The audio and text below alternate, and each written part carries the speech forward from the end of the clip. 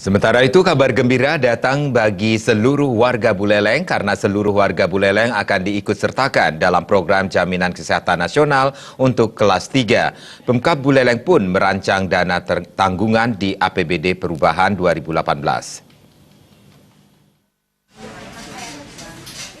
Saat ini jumlah penduduk Buleleng tercatat sebanyak 814.356 jiwa. Dari jumlah itu, warga yang belum diikutsertakan dalam program JKN, baik mandiri maupun tanggungan pemerintah sebanyak 279.447 jiwa. Jumlah ini kini akan ditanggung pemerintah sesuai instruksi Presiden RI nomor 8 tahun 2017 tentang optimalisasi pelaksanaan program JKN. Seluruh penduduk harus masuk dalam program JKN per 1 Januari 2019. Wakil Bupati Buleleng Nyoman Sucitra mengungkapkan, tahun ini Pemkab Buleleng masih mengupayakan penganggaran dana tanggungan di APBD Perubahan supaya seluruh masyarakat bisa ditanggung JKN. Dana tanggungan untuk JKN kelas 3 dibiayai dari dana sharing antara pemerintah pusat, provinsi, dan kabupaten. Pemerintah pusat menanggung 40% khusus yang masuk rumah tangga sasaran, sementara pemerintah provinsi dan kabupaten menanggung 60%-nya.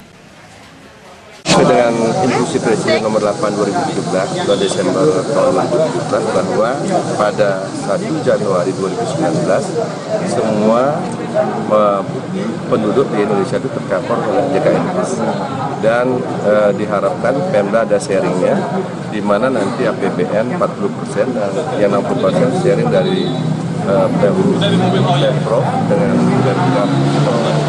Jadi untuk Kabupaten Buleleng kita akan rancang Desember ini kalau Pak Sekda di APBD mungkin sudah tercover, yang kekurangan lagi 279.000 sekian itu kita akan cover semua sehingga per 1 Januari 2019 seluruh penduduk Buleleng semua tercover yang JKN yang sesuai dengan aturan pemerintah yang Nantinya, Pemkab Buleleng harus mendata seluruh penduduknya dalam program JKN sesuai instruksi Presiden RI paling lambat Desember 2018. Komang Yuda, Bali TV.